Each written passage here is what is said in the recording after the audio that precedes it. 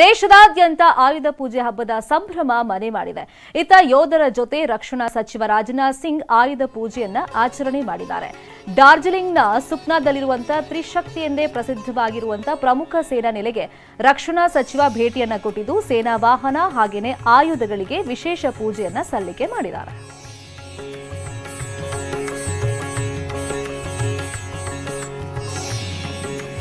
सर्वहुता संप्रदम प्रकदा जम्मा पशुंसा सखे वाजव्या नारण्याग्राम्यास्य ये युवा सुवासा परवीत आनाश्रम उस्रियान् भवति जायमानः तं धीरा सह कवय उन्नयन्ति स्वाध्यो मनसा देवयन्त अवीरम् ओम युवा सुवासा परवीत आगात्र उस्रेयान् भवति कवय उन्नयन्ति स्वाध्यो मनसा देवयन्त इंदोरि प्राध्वनि सुगनासो प्राद्भात प्रमिह पत्यन्ति हवा पर प्रार्थना। मेरे प्यारे देशवासियों नमस्कार। आज विजयादशमी यानी दशहरे का पर्व है। इस पावन अवसर पर आप सभी को ढेरों शुभकामनाएं। दशहरे का ये पर्व असत्य पर सत्य की जीत का पर्व है, लेकिन साथ ही ये एक तरह से संकटों पर धैर्य की जीत का पर्व भी है। आज आप सभी बहुत संयम के साथ जी रहे हैं, मर्यादा में रहकर पर्व त्योहार मना रहे हैं। इसलिए जो लड़ाई हम लड़ रहे हैं उसमें जीत भी सुनिश्चित है। पहले दुर्गा पंडाल में मां के दर्शनों के लिए इतनी भीड़ जुट जाती थी, एकदम मेले जैसा माहौल रहता था, लेकिन इस बार ऐसा नहीं हो पाया। पहले दशहरे पर भी बड़े बड़े मेले लगते थे, लेकिन इस बार उनका स्वरूप भी अलग ही है। रामलीला का त्योहार भी उसका बहुत बड़ा आकर्षण था, लेकिन उसमें भी कुछ न कुछ पाबंदियां लगी है। पहले नवरात्र पर गुजरात के गरबा की गूंज हर तरफ छाई रहती थी। इस बार बड़े बड़े आयोजन सब बंद है। अभी आगे और भी कई पर्व आने वाले हैं। अभी ईद है, शरद पूर्णिमा है, वाल्मीकि जयंती है, फिर धनतेरस, दिवाली, भाई दूज, छठी मैया की पूजा है, गुरु नानक देव जी की जयंती है। कोरोना के संकट काल में हमें संयम से ही काम लेना है, मर्यादा में ही रहना है। साथियों, जब हम त्योहार की बात करते हैं, तैयारी करते हैं, तो सबसे पहले मन में यही आता है कि बाजार कब जाना है, क्या क्या खरीदारी करनी है। खासकर बच्चों में तो इसका विशेष उत्साह रहता है। इस बार त्योहार पर नया क्या मिलने वाला है। त्योहारों की ये उमंग और बाजार की चमक एक दूसरे से जुड़ी हुई है, लेकिन इस बार जब आप खरीदारी करने जाएं तो वोकल फॉर लोकल का अपना संकल्प अवश्य याद रखें। बाजार से सामान खरीदते समय हमें स्थानीय उत्पादों को प्राथमिकता देनी है। साथियों, त्योहारों के इस हर्षोल्लास के बीच में लॉकडाउन के समय को भी याद करना चाहिए। लॉकडाउन में हमने समाज के उन साथियों को और करीब से जाना है जिनके बिना हमारा जीवन बहुत ही मुश्किल हो जाता। सफाई कर्मचारी, घर में काम करने वाले भाई बहन, लोकल सब्जी वाले, दूध वाले, सिक्योरिटी गार्ड्स, इन सब का हमारे जीवन में क्या रोल है, हमने अब भली भांति महसूस किया है। कठिन समय में ये आपके साथ थे, हम सबके साथ थे। अब अपने पर्वों में, अपनी खुशियों में भी हमें इनको साथ रखना है।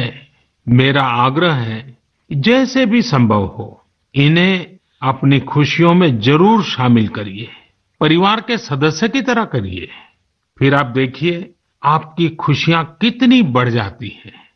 साथियों, हमें अपने उन जाबाज सैनिकों को भी याद रखना है जो इन त्योहारों में भी सीमाओं पर डटे हैं, भारत माता की सेवा और सुरक्षा कर रहे हैं। हमें उनको याद करके ही अपने त्योहार मनाने हैं। हमें घर में एक दिया भारत माता के इन वीर बेटे बेटियों के सम्मान में भी जलाना है। मैं अपने वीर जवानों से भी कहना चाहता हूं कि आप भले ही सीमा पर हैं, लेकिन पूरा देश आपके साथ है, आपके लिए कामना कर रहा है।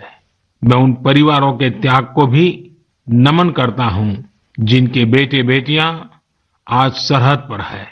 हर वो व्यक्ति जो देश से जुड़ी किसी न किसी जिम्मेदारी की वजह से अपने घर पर नहीं है, अपने परिवार से दूर है, मैं हृदय से उसका आभार प्रकट करता हूं। मेरे प्यारे देशवासियों, आज जब हम लोकल के लिए वोकल हो रहे हैं, तो दुनिया भी हमारे लोकल प्रोडक्ट्स की फैन हो रही है। हमारे कई लोकल प्रोडक्ट्स में ग्लोबल होने की बहुत बड़ी शक्ति है। जैसे एक उदाहरण है खादी का। लंबे समय तक खादी सादगी की पहचान रही है, लेकिन हमारी खादी आज इको फ्रेंडली फैब्रिक के रूप में जानी जा रही है। स्वास्थ्य के दृष्टि से ये बॉडी फ्रेंडली फैब्रिक है, ऑल वेदर फैब्रिक है, और आज खादी फैशन स्टेटमेंट तो बन ही रही है।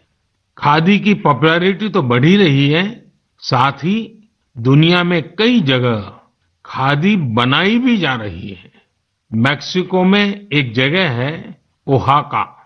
इस इलाके में कई गांव ऐसे हैं जहां स्थानीय ग्रामीण खादी बुनने का काम करते हैं। आज यहाँ की खादी ओहाका खादी के नाम से प्रसिद्ध हो चुकी है। ओहाका में खादी कैसे पहुंची, ये भी कम इंटरेस्टिंग नहीं है। दरअसल मैक्सिको के एक युवा मार्क ब्राउन ने एक बार महात्मा गांधी पर एक फिल्म देखी। ब्राउन ये फिल्म देखकर बापू से इतना प्रभावित हुए कि वो भारत में बापू के आश्रम आए और बापू के बारे में और गहराई से जाना समझा। तब ब्राउन को एहसास हुआ कि खादी केवल एक कपड़ा ही नहीं है, बल्कि ये तो एक पूरी जीवन पद्धति है। इससे किस तरह से ग्रामीण अर्थव्यवस्था और आत्मनिर्भरता का दर्शन जुड़ा है, ब्राउन इससे बहुत प्रभावित हुए। यहीं से ब्राउन ने ठाना कि वो मैक्सिको में जाकर खादी का काम शुरू करेंगे।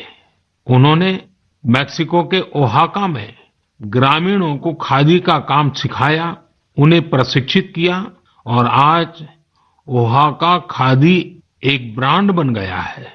इस प्रोजेक्ट की वेबसाइट पर लिखा है द सिंबल ऑफ धर्म इन मोशन। इस वेबसाइट में मार्क ब्राउन का बहुत ही दिलचस्प इंटरव्यू भी मिलेगा।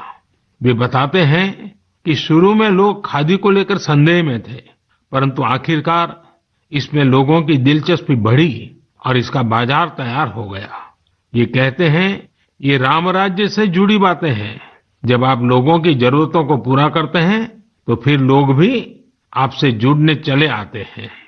साथियों, दिल्ली के कनॉट प्लेस के खादी स्टोर में इस बार गांधी जयंती पर एक ही दिन में 1 करोड़ रुपए से ज्यादा की खरीदारी हुई।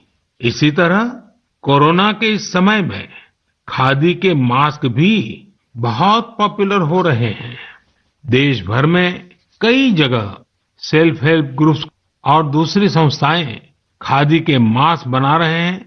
यूपी में बाराबंकी में एक महिला है सुमन देवी जी।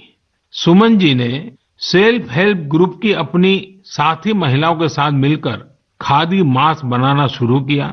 धीरे धीरे उनके साथ अन्य महिलाएं भी जुड़ती चली गई। अब वे सभी मिलकर हजारों खादी मास्क बना रही हैं। हमारे लोकल प्रोडक्ट्स की खूबी है कि उनके साथ अक्सर एक पूरा दर्शन जुड़ा होता है। मेरे प्यारे देशवासियों, जब हमें अपनी चीजों पर गर्व होता है तो दुनिया में भी उनके प्रति जिज्ञासा बढ़ती है। जैसे हमारे आध्यात्म ने, योग ने, आयुर्वेद ने पूरी दुनिया को आकर्षित किया है। हमारे कई खेल भी दुनिया को आकर्षित कर रहे हैं। आजकल हमारा मलखम्ब भी अनेकों देशों में प्रचलित हो रहा है।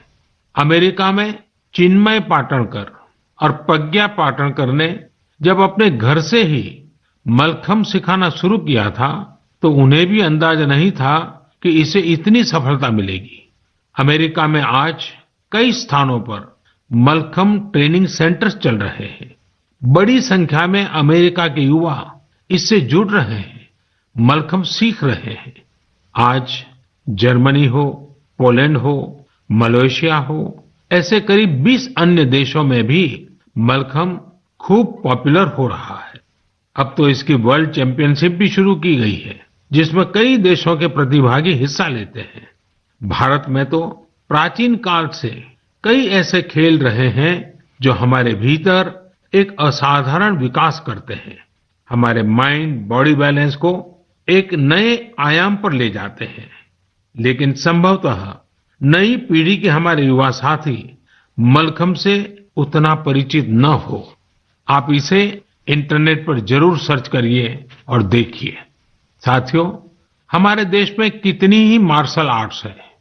मैं चाहूंगा कि हमारे युवा साथी इनके बारे में भी जाने, इन्हें सीखें और समय के हिसाब से इनोवेट भी करें। जब जीवन में बड़ी चुनौतियां नहीं होती हैं, तो व्यक्तित्व का सर्वश्रेष्ठ भी बाहर निकलकर नहीं आता है। इसलिए अपने आप को हमेशा चैलेंज करते रहिए।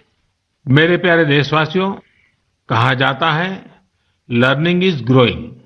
आज मन की बात में मैं आपका परिचय ಬ್ಯಾಕ್ ಬೆಂಗಳೂರಲ್ಲಿ ಐಪಿಎಲ್ ಬೆಟ್ಟಿಂಗ್ ವಿಚಾರಕ್ಕೆ ವ್ಯಕ್ತಿಯ ಹತ್ಯೆಯನ್ನ ಮಾಡಲಾಗಿದೆ. ಮಹೇಶ್ ಎಂಬಾತನನ್ನ ಕಿಡ್ನಾಪ್ ಮಾಡಿ ಕೊಲೆ ಮಾಡಲಾಗಿದೆ. ರಾಜಗೋಪಾಲ ನಗರದ ಅಪ್ಪಿ ಅಂಡ್ ಟೀಮ್ ನಿಂದ ಈ ಕೃತ್ಯ ಆಗಿದೆ ಅನ್ನೋದು ಗೊತ್ತಾಗಿದೆ. ಐಪಿಎಲ್ ಬೆಟ್ಟಿಂಗ್ ವಿಚಾರಕ್ಕೆ ಈ ಹತ್ಯೆ ಆಗಿದೆ ಅನ್ನೋದು ಗೊತ್ತಾಗಿದೆ. ಮಹೇಶ್ ಎಂಬಾತನನ್ನ ಇಲ್ಲಿ ಕಿಡ್ನಾಪ್ ಮಾಡಿ ಕೊಲೆಗೈದಿದ್ದಾರೆ ಪಾತಕರು. ಕಿಡ್ನಾಪ್ ಮಾಡಿ ನಂತರ ಹತ್ಯೆ ಮಾಡಿ ಹೂಸಿಟ್ಟಿದ್ದಾರೆ ಹಂತಕರು. ರಾಜಗೋಪಾಲ ನಗರ ಪೊಲೀಸರಿಂದ ಈ ಪ್ರಕರಣದ ವಿಚಾರವಾಗಿ ಇಬ್ಬರನ್ನ ಬಂಧಿಸಲಾಗಿದೆ. ಇನ್ನು ಉಳಿದಂತ ಆರೋಪಿಗಳಿಗಾಗಿ ಹುಡುಕಾಟವನ್ನ ಪೊಲೀಸರು ನಡೆಸ್ತಾ ಇದ್ದಾರೆ. ಆರೋಪಿ ವಶಕ್ಕೆ ಪಡೆದು ವಿಚಾರಣೆ ಮಾಡಿದಾಗ ಈ ಕೊಲೆ ರಹಸ್ಯನ ಆರೋಪಿಗಳು ಬಾಯ್ಬಿಟ್ಟಿದ್ದಾರೆ. ಆರೋಪಿಗಳನ್ನ ಕರ್ಕೊಂಡು ಹೋಗಿ ಸ್ಥಳ ಮಹಜರನ್ನ ಮಾಡಿದ್ರು ಪೊಲೀಸರು. ಕೊಲೆಯಾಗಿರುವಂತ ಮಹೇಶ್ ಸಣ್ಣದೊಂದು ಬಿಸ್ನೆಸ್ ಮಾಡ್ತಾ ಇದ್ದ ಅನ್ನೋದು ಗೊತ್ತಾಗಿದೆ. ಬಟ್ ಈ ಹತ್ಯೆ ಹಿಂದೆ ಐಪಿಎಲ್ ಬೆಟ್ಟಿಂಗ್ ಇದೆ ಅನ್ನೋದು ಆರೋಪಿಗಳೇ ಬಾಯ್ಬಿಟ್ಟಿರುವಂತ ವಿಚಾರ. ಈಗ ಇಬ್ರು ಸಿಕ್ಕಾಕೊಂಡ್ಬಿದ್ದಾರೆ. ಇಬ್ಬರನ್ನ ಸ್ಥಳ ಮಹಜರಿಗೆಲ್ಲ ಕರ್ಕೊಂಡು ಹೋಗಿದ್ರು. ಆ ಟೈಮ್ನಲ್ಲೆಲ್ಲ ಬಾಯ್ಬಿಟ್ಟಿದ್ದಾರೆ. ಇನ್ನುಳಿದಂತ ಆರೋಪಿಗಳಿಗಾಗಿ ಪೊಲೀಸರು ಇವಾಗ ಹುಡುಕಾಟವನ್ನ ನಡೆಸ್ತಾ ಇದ್ದಾರೆ.